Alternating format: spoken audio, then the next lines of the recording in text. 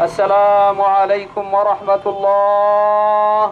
السلام عليكم ورحمة الله. لا إله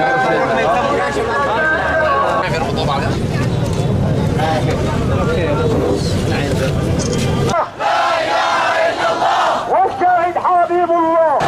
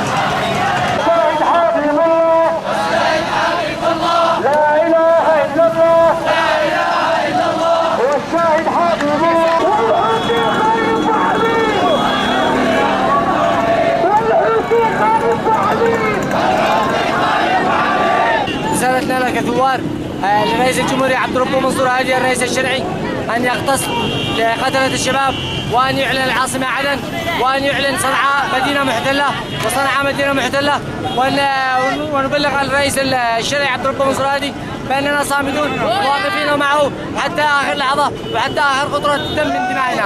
هذا الشهيد هو وحيد أسرته، إنه وحيد أبويه، وإنه كان من أفضل وخيرة الشباب في الساحة ومن المرابطين ومن أقدم الثوار.